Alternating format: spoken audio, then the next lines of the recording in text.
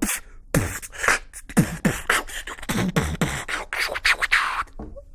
I am back, Merrimack.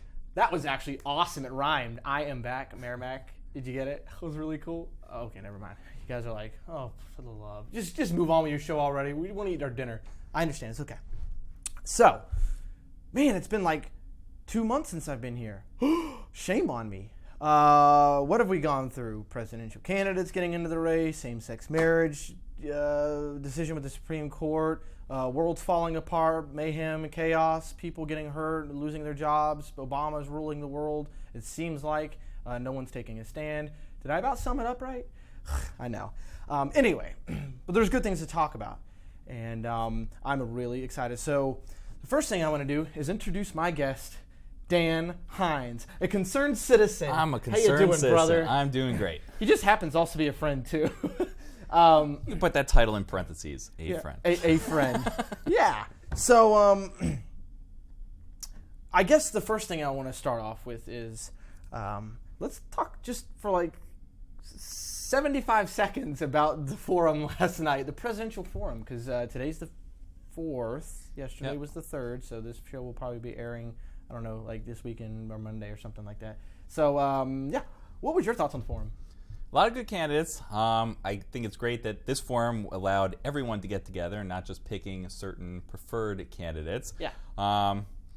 What I got from people is we're going to do better things than Obama and better than Hillary, so get behind them all on that.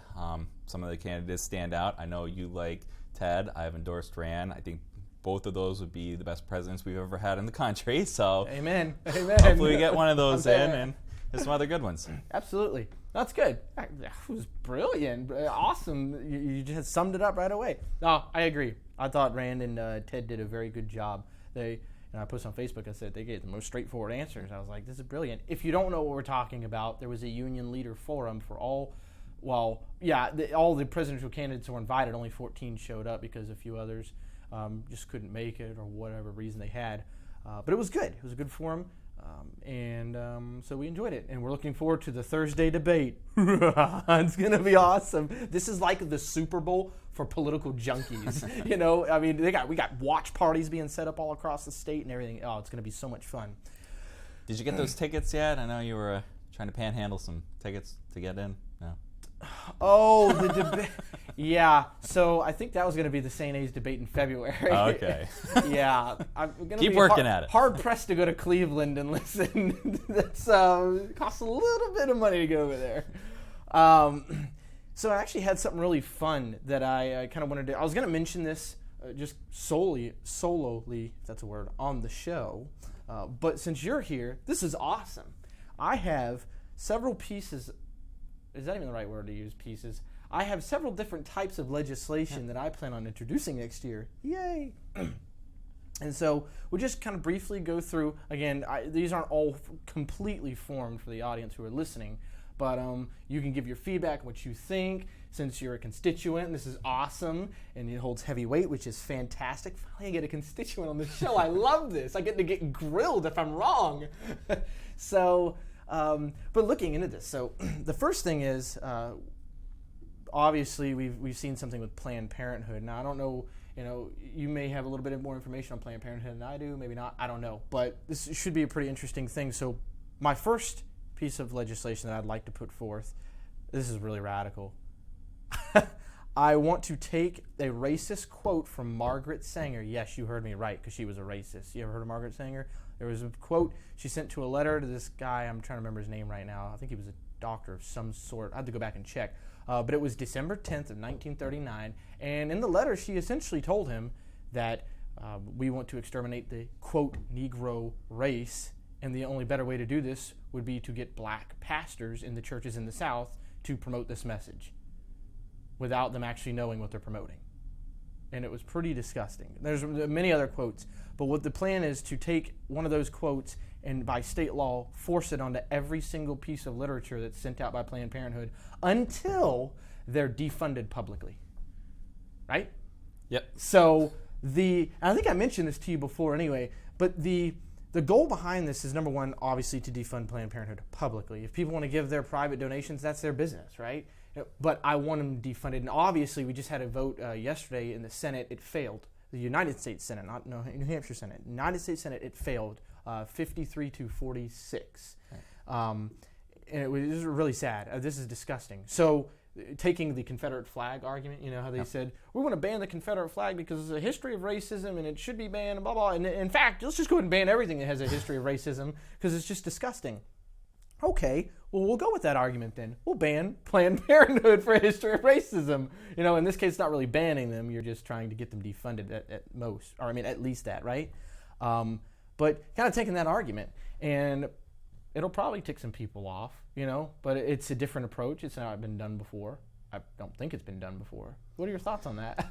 I think you're having a First Amendment issue. So whenever the government's compelling speech, no good. That's true. But in certain cases they do. So disclaimers, you know, certain times people need to do that. So I don't like the forced speech. Definitely need to get them defunded. There's no reason our taxpayers are going to them. There's better ways to accomplish what the government wants to do. So certainly certain health incentives, really protection for certain groups of people, that can be done at local levels, clinics, things like that. There's no reason that Planned Parenthood needs to get funding. Ladies and gentlemen, that was a very quick, that was awesome. Well, First Amendment, I didn't even think about that. First Amendment. But aren't they violating our religious liberties at the same time? In right to consciousness with our taxes and dollar bills? And that's certainly, yes, I think there is a religious aspect to it, and the government is often reluctant to give money to certain religious-based things. Obviously, the government can't choose one religion over the other. I think the issue was, certainly you can propose, keep going with your message. I think that's a good message to get that out there, and I think you could change the hearts and minds telling people this is what they've done, this is unacceptable, we don't have to deal with this. Right. I think the issue is if we're just telling Planned Parenthood you have to put a certain thing on your literature or something to that effect. Right. Yeah, and then one of my biggest defenses would be, yes, because our money is going to. So if our money is going to be donated to your organization, then I do have a right to say what goes on with your literature. That argument could be made, right? Yeah, I think so. I mean, if there, it's going to be really a rough water there, isn't it? Yeah, I think it could be contingent. The government puts strings on things all the time. So the federal government likes to bribe states to have a seatbelt law. Thankfully, New Hampshire, the only state, still didn't give in to that yet. Yeah.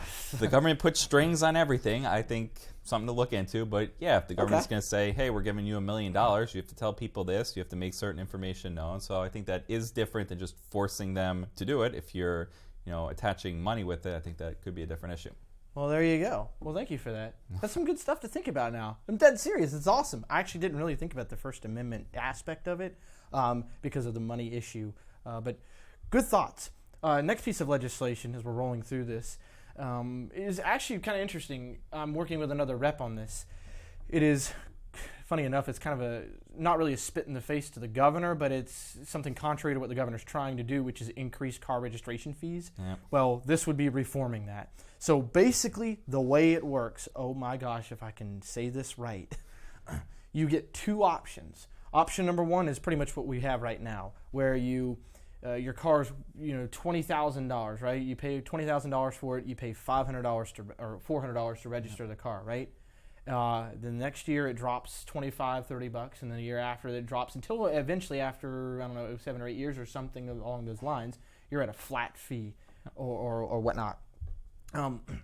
What this would do is give you that option or another option. The other option would be this, to take the average of what it would cost. So if it's going to be $500 one year, $400 the next year, $300, $200, $100, or whatever, you take all that and you average it out over the course of, say, 6 years.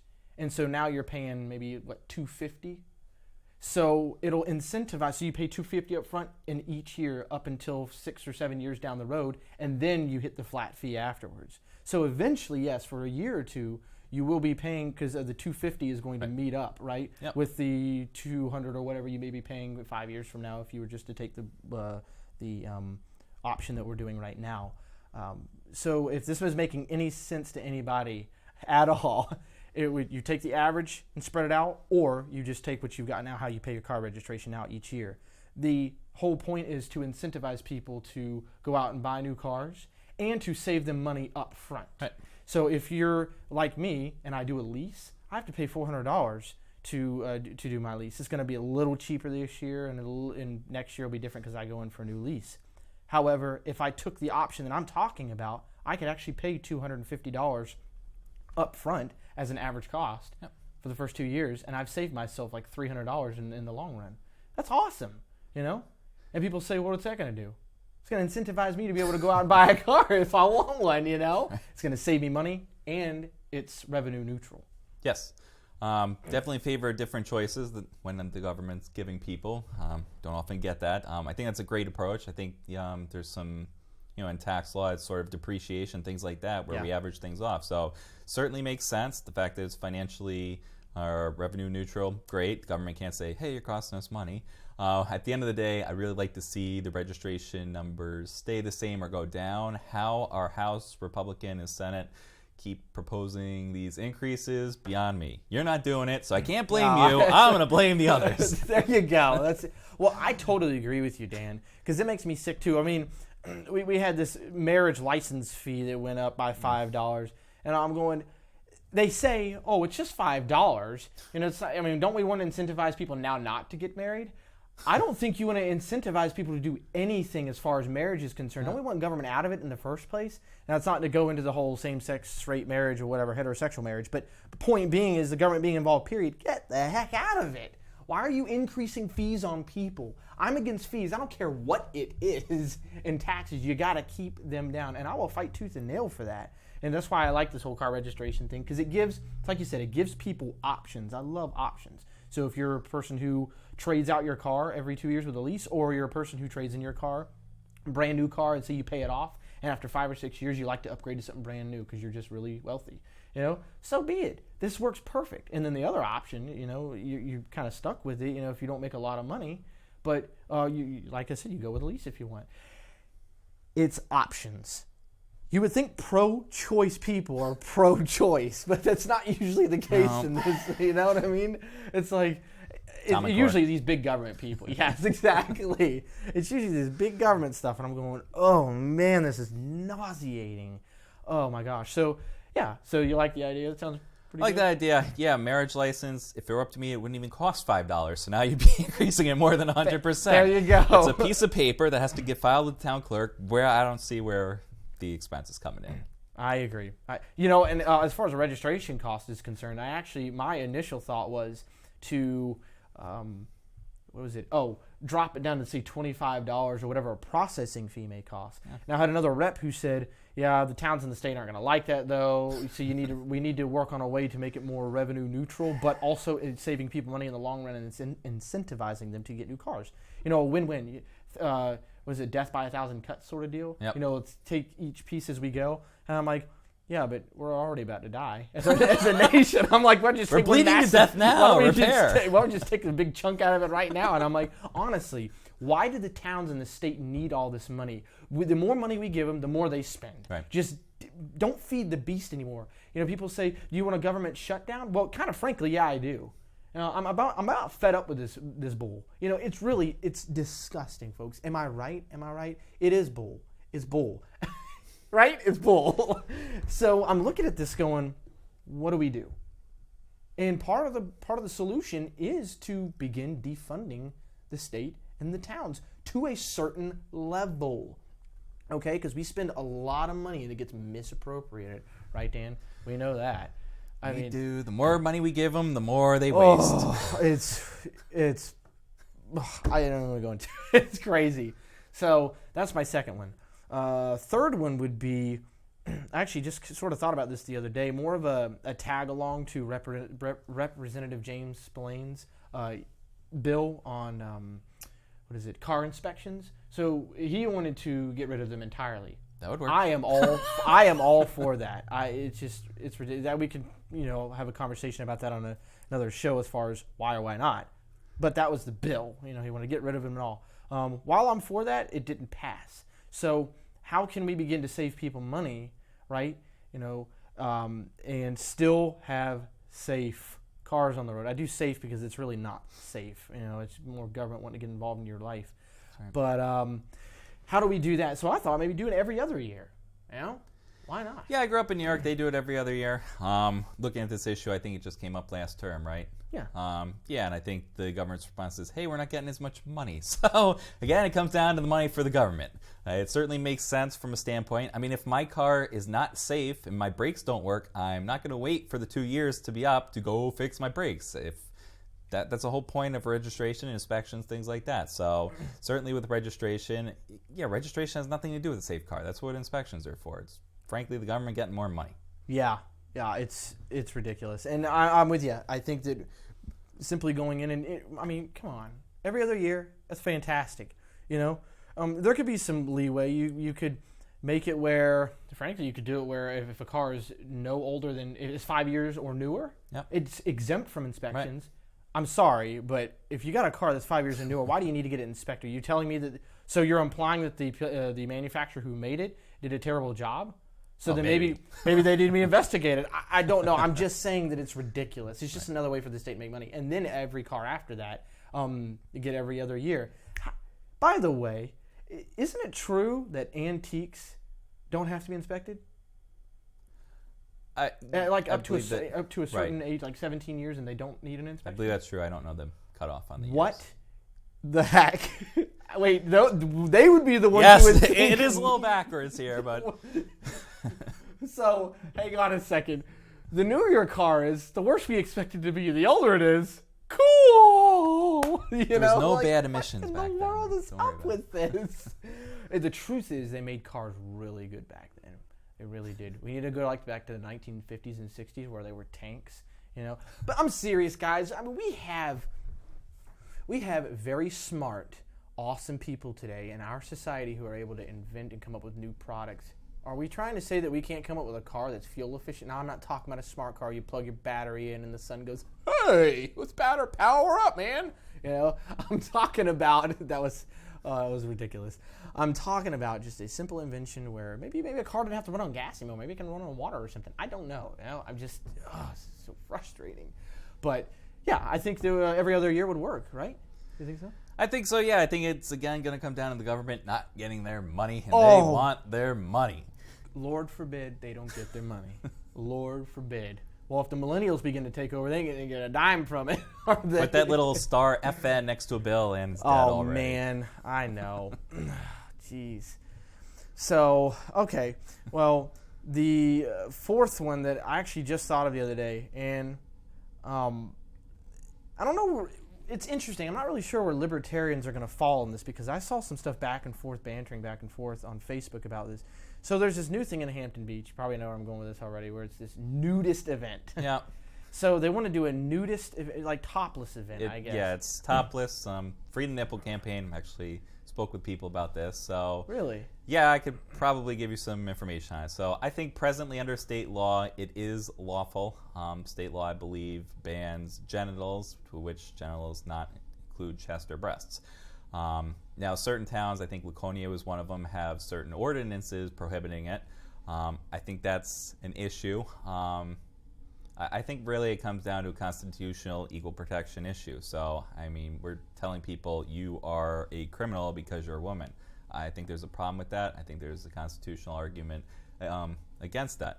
Now, however, that's not to say all gender distinctions, race distinctions are always held invalid. So, for example, gender discrimination is it's not the highest strict scrutiny. It's basically intermediate scrutiny. So, under certain circumstances, the government can do that. But it's a weighing test, a balancing test, and you look at certain factors. So, I think that's the approach the courts would take. But I think presently under state law, I do believe they would be lawful to do that. Yeah. I was going to say under the current law we have.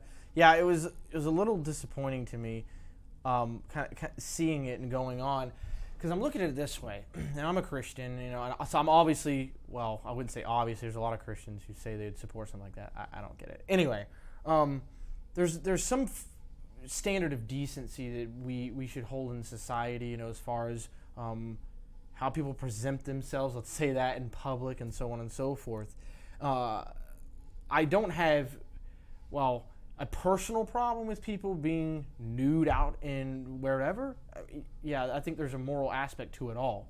However, if we're going to look at it constitutionally, I definitely don't think people should be nude, showing off breast or any genitals or anything like that in public. However, if there's one up near UNH in Durham, there's some like nudist thing, whatever they have. Yep. It's private property. So be it. That's private property. You're going to do what you want. I can't say anything about that. I'm not going to say anything. That's your property. If you want to walk around nude all day on your property, then that's your business. But when it comes down to being like at Hampton Beach in a public area where families kids get around the ice cream cones, that cannot fly, And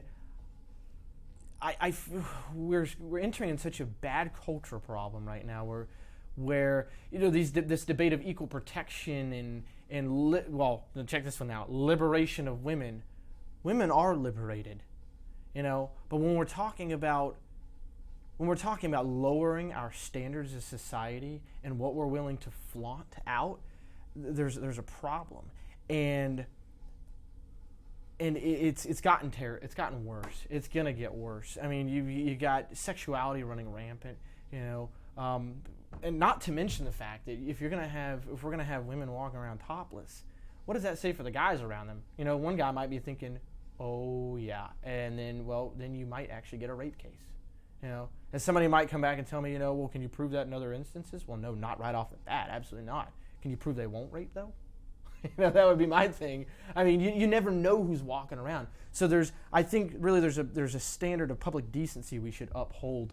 And, I think that's where it's going. So to tell you what's going on exactly, I'm thinking about proposing something to tighten up those laws, And because I don't think that people should be walking around topless like that on the beach. Again, private property, no biggie. They could make an argument for a private event on the beach. I don't see how that would fly because it's still public property. Right. But that's just me. And I don't know. But I see what you're saying about the courts and what they're going to say. It's just going to be very interesting debate, especially if it's proposed. Yeah, and I think it's going to come down to the state constitution. So I looked into this issue in the past, and I think half the states go one way and half go the other way. So who knows which way the New Hampshire Supreme Court feels like going that day. That's so true. That's so true. Okay, so those are my the legislation that I do plan on looking into passing. There may be some changes here and there, but in general, that's what it is. Thank you for your input, by the way. You're welcome. Some new thoughts. But, so there's something that's come up recently, and I want to spend the last few minutes talking about this. UNH has come up with a policy that certain words are banned. I want to talk about free speech. This is the epitome of the abolishment of free speech. And it is my understanding that the president of UNH has come out declaring that he does not agree with what is said. Which kudos to him, that's good. But I'm seeing a lot of this. This is sweeping the nation. Free speech is being attacked, and I feel like a lot of schools, universities, colleges, our generation, our culture's testing the waters with this. They're saying, how far can we get with this? And so I actually heard reports today from a colleague that got in touch with the president, and she had spoken with a student personally. And they said, I am a conservative on UNH campus, and I'm being bullied. I'm being bullied into not talking about conservatism and what I believe. That's wrong. You hear that, folks? There is a student on UNH. I'm not going to release names. I don't even know the name, actually, but it's a confirmed source. They're being bullied into not speaking out on their political beliefs. That is ridiculous, and that should be stopped. So what are your thoughts? I mean, what do we do? How do we go about doing this? I don't think the school could do that. Certainly, she might have a valid lawsuit against the school for doing that. I don't believe the school, from a free speech standpoint, can't say we're going to allow liberals, not conservatives, we're going to allow conservatives, not liberals. They just can't make that distinction. Yeah. They basically have to open it up to all. And frankly, college is where you should expect the most types of speech anywhere. It's a learning environment. The whole purpose, you're meeting a bunch of different people. You want to tell them your ideas and your expression and get them to come to your side. It's difficult to do that when you censor and silence people. Yeah, no, absolutely. And, man, it's so ridiculous because I'm seeing this going on everywhere. There's all kinds of free speech being banned. I mean, it's happening in Berkeley and all over the U.S. Free speech. And they even have free speech zones where it's like, oh, you can have free speech here, but not over here. Yeah, it's the U.S. of A. It's the free speech zone. Oh my God! It's my free speech zone. I know. I mean, literally, this is the argument. I look at it, I go, we're going to start treating. Well, it kind of goes with the Second Amendment. You know, needing a license to carry a weapon is like needing a permit to be able to speak freely about what you believe, according to the First Amendment. That's right, folks. Yeah, we shouldn't have a license. We should not need a license to carry a weapon at all, period. I will be voting on September 16th to overturn that veto that our socialist governor has put in. Did he just call Maggie Hassan a socialist? Yes, I did. And I'm looking forward to voting for a conservative president. That too, conservative governor next year. Hallelujah. So it's my birthday, so give me a good birthday there present. we go. Man, I hope so. You have my word. I'll be voting for the veto. I don't know. I can't say the same for everybody else in other areas of the state and maybe the town. But we'll say we need to talk him into it. We'll say that much. But well, thank you, Dan, for coming on the show. Unfortunately, we didn't have all the time in the world, but we'll definitely have you back on. We'd love to talk more about this stuff. Great. And what your future plans are for possibly getting involved in the government, politically or whatever it may be. And thank you for your stand and being an activist in these different groups around the state. Because we definitely need a limited government point of view from the millennials, which I do believe we have. But yeah, there's a lot of different groups out there. Hoping people can get involved. So there's certainly a cause that you can get behind. Work with those people, make phone calls, do doors, tell your friends. There's a lot that can be done to help support conservative values and bring New Hampshire back to we the people. Yes, we the people. We the people. Bringing back we the people. That was my campaign slogan. So, well, thank you, Dan. I appreciate it. Thank you. We'll have you back on. Great. Well, in the meantime, Merrimack, stay cool, stay awesome, and keep voting conservative values. And make sure that we keep a principled, limited government that's responsible in power. Let's fight. Until next time, see you later.